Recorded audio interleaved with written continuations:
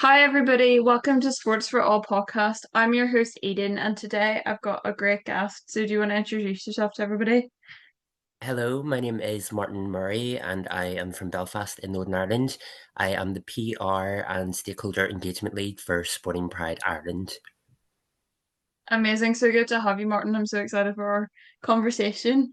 Thank you. So, my first question is, can you tell us a bit about your sports background and how you got involved in sport and what that's been like for you growing up?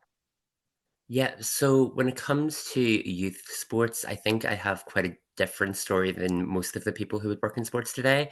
I mean, when I was a child, like a toddler, my dad got me involved in like gymnastics a little bit, and then I went into more a performance side. So I was playing musical instruments, doing performance acting, and a bit of dance as well. We would play sport in terms of out in the street, kick the ball about, and I had a basketball net out the back we were trying to play hoops with. But I didn't really get involved in sports in the kind of community setting until I was actually around the age of 29, 30. Oh, wow. And what kind of sports have you been involved in since like becoming an adult? It's quite interesting to see like the difference. Yeah. So the first one that I got involved in, I think it was they were starting an LGBT football team in Belfast, and it's the first time I heard about LGBT inclusive sports happening in Northern Ireland. So I just went down and I helped them a bit with their social media and did a few photos for them. Tried to kick the ball about a bit, but football, I almost called it soccer, and they get mad at me when I call it soccer. Was never really my sport. Then I heard about Dublin were running a LGBTQ GAA team, and this was the first in the world. And I kind of grew up watching GAA. My family were very into the GAA, so I just thought it would be interesting to go down and give it a go. And I love that sport. I played that for about 6 months down in Dublin, and then set up my own team up in Ulster, which was the first GAA team. First LGBT GAA team in Ulster, Erica Ula GAC, and that was men and women playing together, which within GAA isn't really done. You always have your GAA team and your LGFA team, which would be the ladies Gaelic football. But this was the first Yeah. time we kind of amalgamated them, and we had the women and the men training together. It was very interesting just to see the dynamics of how that worked. And what I found most interesting was that a lot of the women, and again, I'm going to get murdered for saying this, were quite better than the men at this. Oh. But I think they did have a bit more practice at the time, so that's probably why they went that route. And then Yeah. from there, I just kind of got a kick for it, I guess. We started Belfast Frontrunners, which is a running group, and then we started a rowing club. And I think the rowing, out of all the sports that I've done, has been my personal favorite. I don't know why, just the idea of being like in nature and on a river and having to focus so much and be control of that boat, and you're actually there's a danger to it because you are on moving water as well. So I think rowing's always been my favorite sport.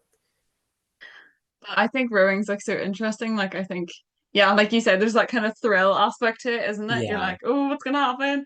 And it's a No, real thank sense you. of like teamwork in terms of we did the quads, which were the four people boat, and we also did the eights. You're depending on every single person on that boat to know exactly what they're doing to compete. And there's a real trust to that and a real importance of communication, which is so important across all sports. But when you're in that boat or on that water, you're very conscious of it at all times. Yeah, absolutely. Everybody needs to work together. It's so Yeah. important.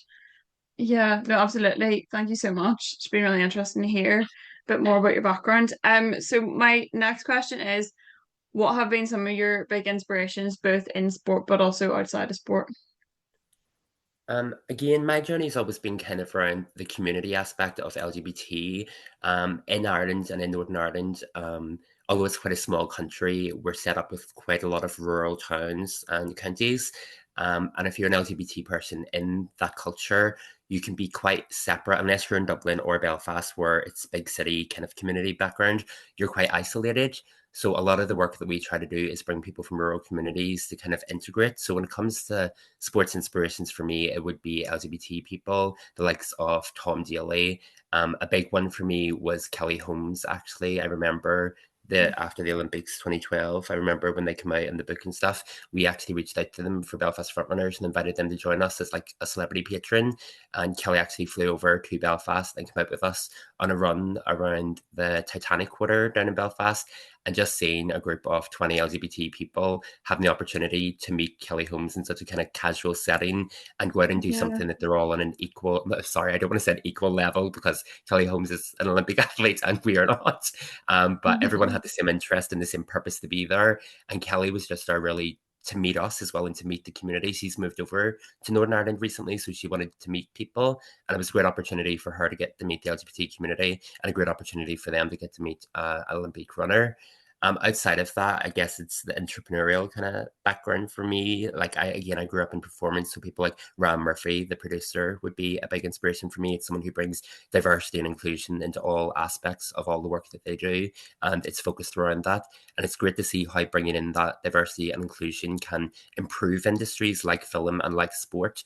Like we've had a lot of the national governing bodies who run sport reaching out to us to ask our advice and ask our tips of how to grow their sport because they've seen how quickly the LGBT aspect of sport is growing at the moment. Yeah, that's definitely so important. It's so good to see so many people now trying to improve things and make things Mhm. more inclusive. I think it's definitely got better over the last few years, and I'm sure like you're really seeing that as well. Yeah, I do have to But say, adding yeah, to that, when you talk about inspirations, is the people who are chairing the national governing bodies in terms of the absolutely. CEO and the chairs of the Irish Football Association, the GAA, Irish Rugby are doing so much important work right now, and they're getting a lot of backlash for it, and they're facing those questions, and that's really inspiring to me. So the leaders of our sports industry at the moment are very inspirational to me as an LGBT person. Yeah, absolutely. Receiving that backlash and coming through it, just trying to do what is right Mhm. for your club, for the team, for the association is so important, but obviously not easy. Definitely some really inspirational people out there. So my next question is, do you want to talk a little bit about sporting pride and why did you think it was important to bring that to Northern Ireland? So, Sporting Pride, this is such a non-linear story, so I'm going to try to make it as linear as I can.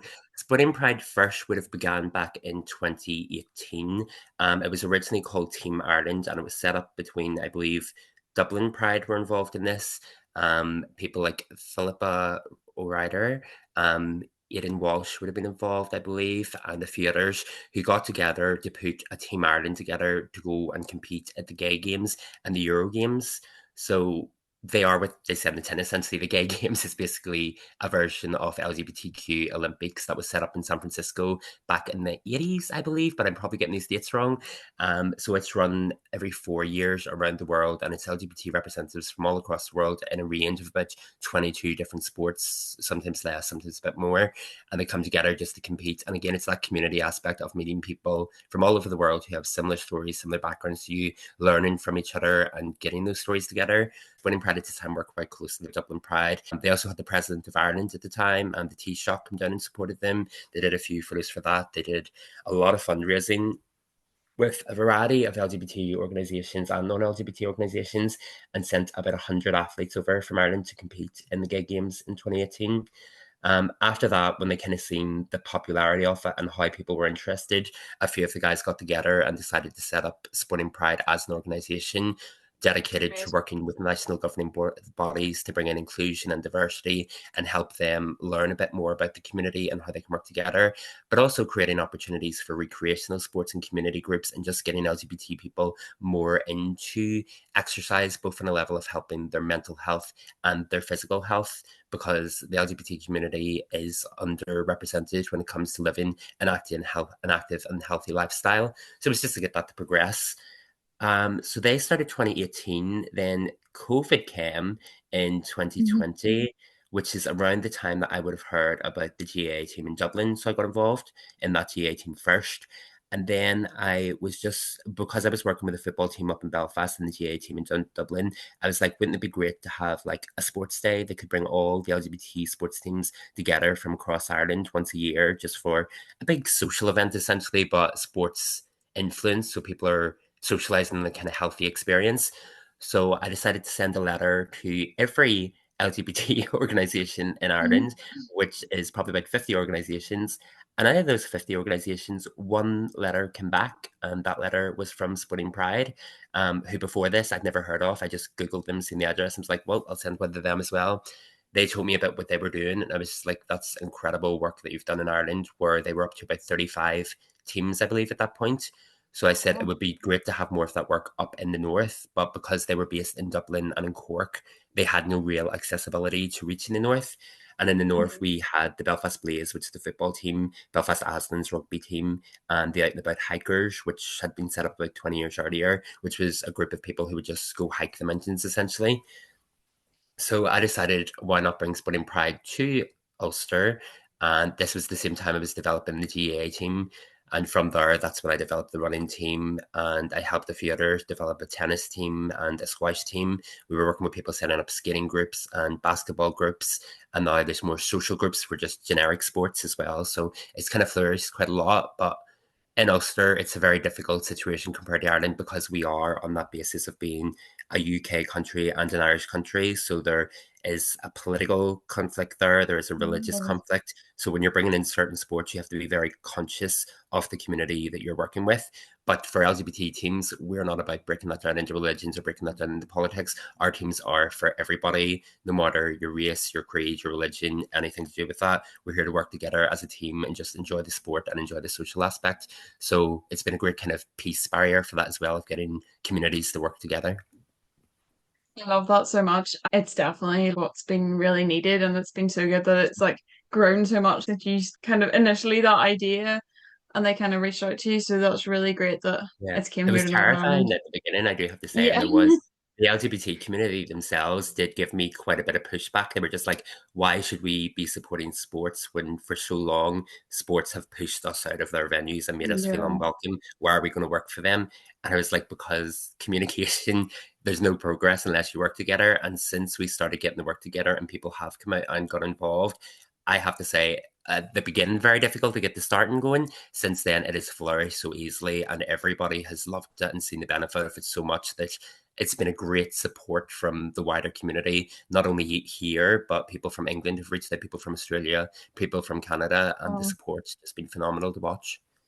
that is incredible. It's such a like a wide reach as well. Like you Mhm. probably weren't expecting to get people from Very like surprising, Australia yeah. and stuff like messaging you and being like, "Oh, that's such The amazing work Australia that you're GA doing." team and the Canada GA team, which I thought was just an Irish sport. I was like, I didn't know these existed, but that's amazing. Oh my gosh, wow. That is so cool. So my next question is, what skills have you learned from like being involved in sport, and what are like kind of the key skills that you've noticed that people involved pick up? How have those skills helped you?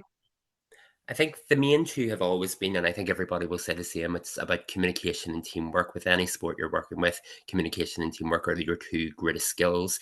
They're how a team works together and they're how a team can win and achieve their goals.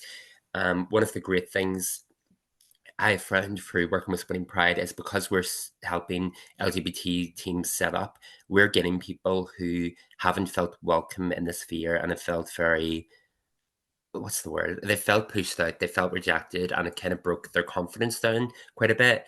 But because we're setting up these events, we need people to step up and lead these groups, as in committees. So what we're finding is that people will come out of the blue that we've never heard of from all these random towns all over Ireland and say, I want to get involved and I want to make friends, and I want to socialize, and I want to improve my physical health. Then they'll get involved with the committee and start to plan and lead. And I've seen people come into that group where they haven't said a word and they've stood at the back and they've just wanted to disappear. And within about 12 weeks, they are at the front. They are leading fundraisers. They are speaking Wow. out. They're making speeches. They are doing PR and marketing, and just seeing that confidence growth. I think that confidence skill is so important. And it's been inspiring to watch people go from zero confidence to 100 confidence. And the reason for that is because joining a sports team, they're seeing that they have a community and a team behind them who's going to back them up and support them, and they all know they're working for the same goal. So I think communication, teamwork, and confidence are huge ones.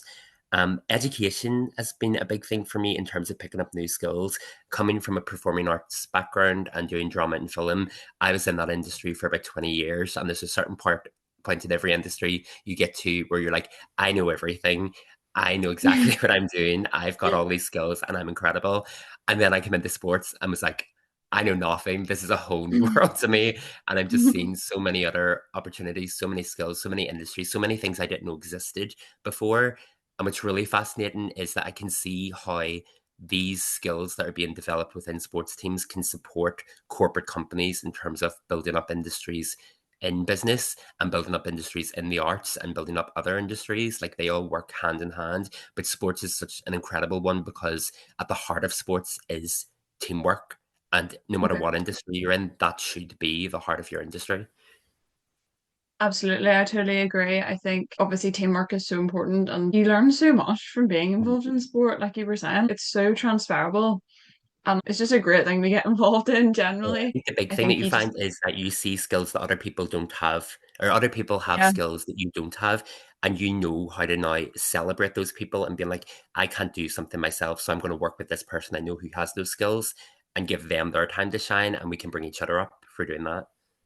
yeah, absolutely. It's like you're building each other up and like supporting. There's like that such sense of community and like Yeah, supportive atmosphere, I feel like as well. Within the team as well, which is really important. 100%. Um Yeah. yeah. So my next question, and you kind of touched upon this quite a lot already, actually, but what do you think some of the main barriers are for young people getting involved in sport and also staying in sport? Well, I think one of the big things in, well, I say Northern Ireland because that's my experience mostly, but I guess this is probably Mm, something that exists across the world, is always going to be funding, especially when mm, you're talking about youth sports and I can't say the word, grassroots sports at a community level. There isn't the support put into that. And I don't think governments respect enough that sports are working to put a foundation there for your mental health and your physical health. So when they're talking about the cost cuts to the NHS and the cost cuts to the health services and how the lines keep growing and how we have too many patients coming in and not enough medical staff, I'm like, why don't we go back to the foundations of building up a healthy community that has that healthy mind, healthy body? Because if you do that, you're going to lower those waiting lists in the future. So I think funding would be a main one.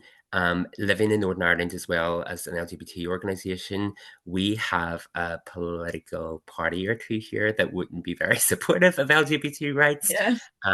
It's very publicly known the DUP is the main one that is against gay rights here and LGBT rights. So when we are looking for terms of funding or getting spaces, especially at the moment, because our community, I believe our communities minister and our health minister are both from the DUP, they are not having meetings with LGBT groups. They are not having meetings with these grassroots sports organizations, and they are blocking funding and blocking opportunities at all ends. So you just have really nowhere to fight when it comes from that. Our funding, since we've set up, which is another important reason that I've worked with Sporting Pride, a majority of our funding has come from the Republic. On top of that, a Mm, majority of our funding and support is coming from local businesses, local communities, local influential people who have a bit of money who understand the importance of these are reaching out and supporting us. But in terms of our government's really doing nothing. We've been quite lucky this year. The Belfast Lord Mayor is an LGBT activist, and he's been very supportive in terms of networking us with businesses and organizations that can help us out. But it's just funny that the people we elect to support us and the people that are meant to be building up your community are the people that are stopping the community from growing. And I understand some of their trepidations, which is another barrier I'm going to bring up, which is the whole trans inclusion in sport is a big topic at the moment, and it's a topic that yeah. there's not much research on. So as the Sporting Pride as an organisation, we can understand why we get pushback when we're fighting for trans inclusion in sport. Our feedback to that is our main aim is trans inclusion in sport at a recreational level, which means we just want your normal everyday grassroots team to have the ability to bring trans people onto their team and to have that kind of fitness aspect to work on their mental health, their community, meeting new people, their mental health, their well-being, everything else. It's not about them competing in the Olympics next year. We do not get involved at that level because we don't have the scientific research. And what we're trying to do Yeah. at the moment is work with our government to say, can we start building up this research? Can we do the studies? Can we do the papers? Can we get the statistics? Rather than just the fear mongering of throwing out random phrases and catchphrases and buzzwords that really mean nothing when you break it down to biological science. Because from my experience, like I said, I've worked in teams that have men and women playing each other, and there isn't that great a difference. I understand when it comes to boxing, if you have a heavyweight male boxer and a lightweight female boxer, obviously that's not going to be a fair fight, Yeah. but it doesn't need to be a hard block across all sports. We need to look at every single sport and every single level of that sport at an individual basis and say, is this okay to have two genders, three genders, trans people, non-binary people playing, because in some sports, chess is a big one of them. Chess is banned trans people. And I'm like, sorry, at that level, are you trying to say that biological women are less intelligent than biological men because they can't win the game of chess? Because that's crazy. And the science doesn't back that up. If you look at math, women outperform men. So when it comes to chess, I don't see why you're saying men have any privilege above women in that sport. It makes no sense to me. So I think it's just a lack of education and a lack of support from government would be our main barriers. And because they put this fear mongering from the community, it's difficult to launch those conversations. But what I do find is when you get those conversations started, people that aren't in a government level are very open to discussing and learning. It's so interesting. I totally agree. I think you're right. Finding that kind of opportunity to have those conversations isn't always easy, but once it's there, it's definitely important to speak to people who have positions of power in some capacity and can help, who might take an interest. It's definitely really important, but definitely not easy. There's definitely a lot of barriers here in Northern Ireland, not just funding, but obviously politics that come into that as well, like you were saying. But it's definitely, I think, like you were saying about that community aspect as well, getting local businesses, getting other charities and organizations who are interested is so important Definitely. to kind of support like the camaraderie kind of aspect. So my last question is, what advice would you give to any young person or really any person wanting to get involved in sport but who might struggle with confidence? So, as I said about the confidence thing, is what I've found is so many people come into these organizations with literally no confidence. And it's like, so it's that old-fashioned thing of learning how to swim. Back in the old days, people's dads would just lift them up and throw them in a lake and say, learn to swim. And once you're in that pool, it just comes natural to you. I think that's how it's meant to work. I've never frozen someone in a pool, so I don't know. But it's that kind of thing of you need to jump in and give it a go. When I got involved in sports, I had no background in it whatsoever. My background was in theatre and film, and I'd Mm. studied marketing at the time, so I knew how to do communications. And from then, I was just like, I'm going to get involved in sports. And the reaction from the communities, again, as I said, the LGBT community were asking me, why are you doing this? Why do we have to get involved? And the sports community were looking at me as I was about to use words that I'm going to try to find the right wording for. Who is this little feminine boy that is walking into our industry to tell us what we're doing wrong and how to change our entire industry? And only for jumping in and kind of showing them that they weren't representing the wider community that could bring opportunities to their industry.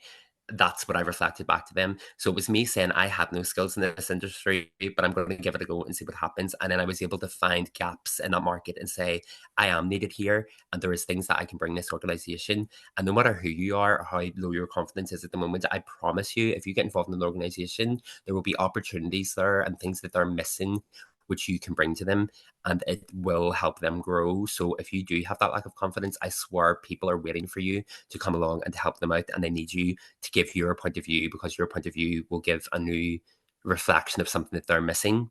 In terms of young people, again, it's very challenging in terms of LGBT sports inclusion, because if we started to go to schools and ask children to get involved in LGBT sports, the right wing will look at that and say, why are you indoctrinating our children and why are you trying to groom our children? So we step away from the Mm. kind of under 18 side of it. Come to us and we can support you. If you're a young person under 18 who is LGBT, my advice for you again would be do what we all did, set up a group. I know they have now the Gay Straight Alliances in a lot of schools that is run by students. Set up a sports group, look for other people in your social group who are LGBT. A lot of our LGBT groups are allies as well, so it's straight people are members of all of our teams. So just set up your own group and get that going at your own level. There's not merely much opportunities because the government doesn't give that support for us to step in to start gay sports teams for under 18s. So it really is going to take that generation to build it up for themselves. If they need advice, if they need funding, if they need any of that support, there is communities like ourselves and organizations like ourselves who can support them.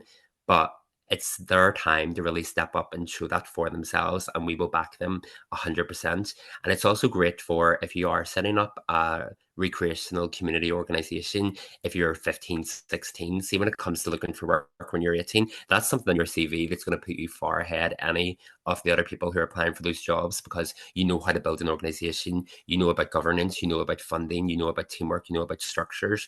So I think it's a great opportunity for young LGBT people to start off at a good basis and build up those skills.